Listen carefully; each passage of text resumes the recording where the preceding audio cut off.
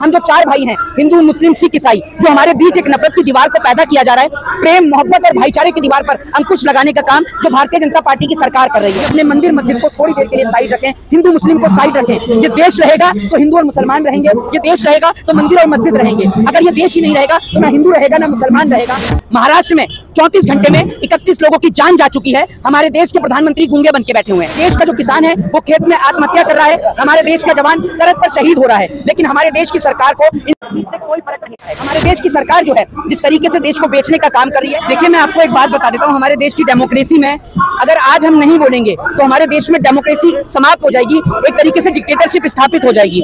जिस तरीके से आज देश के अंदर के हम जो चार भाई हैं, हिंदू मुस्लिम सिख ईसाई, जो हमारे बीच एक नफरत की दीवार को पैदा किया जा रहा है, प्रेम मोहब्बत और भाईचारे की दीवार पर अंकुश लगाने का काम जो भारतीय जनता पार्टी की सरकार कर रही है। और इन्हीं के बीच इन्हीं सब चीजों के चलते हमारे देश की सरकार जो है जिस तरीके से देश को बेचने का काम कर रही है, भारत देश की जो प्रॉपर्टीज हैं उनको बेचने का काम कर रही है। रेलवे हो, एयर इंडिया हो, BSNL हो, MTNL हो, उनको बेचना, उनका प्राइवेटाइजेशन करना। और सबसे बड़ी बात, हमारे देश का जवान और हमारे देश का किसान आज दोनों परेशान हैं। हमारे देश का जो किसान है वो खेत में आत्महत्या कर रहा है, हमारे देश का जवान सरहद पर शहीद हो रहा है, लेकिन हमारे देश की सरकार को कोई फर्क नहीं है। हमारे देश की सरकार और हमारे देश के प्रधानमंत्री इन सब बातों से आजाद हैं। प्रधानमंत्री नरेंद्र मोदी जी ने एक नया ट्रेंड निकाल लिया है, एक नया काम निकाला है। प्रधानमंत्री कहते हैं कि मेरा YouTube चैनल है, आप उसको लाइक करो, शेयर करो, सब्सक्राइब करो। ये जिनको आप प्रधानमंत्री समझ रहे हैं, ये प्रधानमंत्री नहीं, ये इंटरनेशनल ब्लॉगर है। ये इंटरनेशनल ब्लॉगर है जो ब्लॉगिंग करने का काम करते हैं, ये आप समझ लीजिए। देश के इतिहास में पहली बार कोई ऐसा प्रधानमंत्री है जिसने अपना YouTube चैनल बनाया है। आपने किसी प्रधानमंत्री को अपना YouTube चैनल बनाते हुए नहीं देखा होगा, और ये इसलिए बनाया है क्योंकि इस बार के चुनाव के बाद इस देश की जनता प्रधानमंत्री नरेंद्र मोदी जी को टाटा बाय बाय करने वाली है। तो वो जो उनकी जो फेयरवेल पार्टी है चल रही है, और जिसके बाद मोदी जी वापस स्टेशन पर चाय बेचने वाले हैं, और चाय बेचेंगे तो उसी चाय की वो ब्लॉगिंग करेंगे। और इसके बाद मोदी जी का विदेश टूर तो रहता ही है, तो वहाँ ये काम करेंगे। मुझे लगता है कि ये हम हैं, ये मेरा दोस्त बाइडन है, और हम यहाँ पर अमेरिका में है। ये काम मोदी जी का शुरू है। अभी क्या है, वो जो YouTube चैनल को सब्सक्राइब करा रहे हैं। अभी आपको एक करंट अपडेट दे देता हूँ। महाराष्ट्र के अंदर जहाँ पर आप लोग कहते हैं कि हिंदूवादी सरकार चली है, बंगाल में पत्ता भी गिरे, बंगाल में एक सरिया गिरने से भी कोई मर जाए तो पूरे देश में हाहाकार काट देती है इस देश की दलाल और चापलूस मीडिया।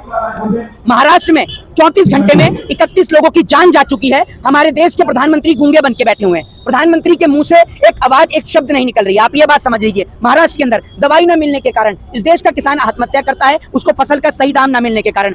आज हमारे देश का जवान, किसान और नौजवान तीनों ही परेशान है इस देश के अंदर। सबसे बड़ी बात, जो प्रहार हमारे देश के जो लोगों पर हो रहा है, हमारे देश की एकता पर हो रहा है, ये सबसे बड़ी बात है। आज हमारे देश की यूनिटी को तोड़ने का प्रयास किया जा रहा है। लोगों को हिंदू मुस्लिम, मंदिर मस्जिद, चर्च और गुरुद्वारे के नाम पर लोगों को बांटा जा रहा है। एक बात मैं आपको बता देता हूं कि आप लोग अगर मंदिर और मस्जिद में व्यस्त रहेंगे तो इस देश के अंदर बेचने वाले लोग इस देश को बेच देंगे और वापस से गुलाम बनाकर चले जाएंगे। आज वो लोग जो इन्होंने 4 किताबें नहीं पढ़ी हैं, वो संविधान बदलने की बात कर रहे हैं। तो उनको बता देना चाहता हूं कि ये RSS की चट्टी नहीं है कि जिसको निक्कर से फुल पैंट कर दिया।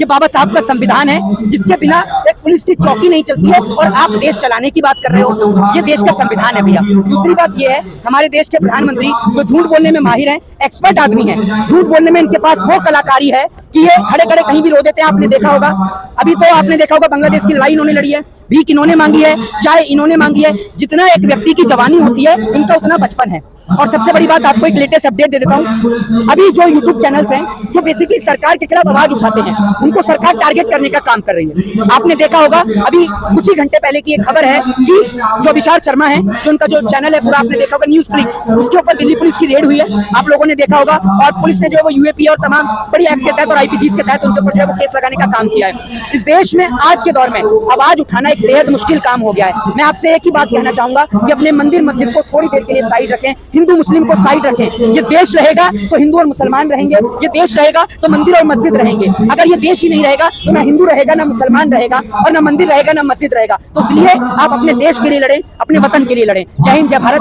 वंदे मातरम।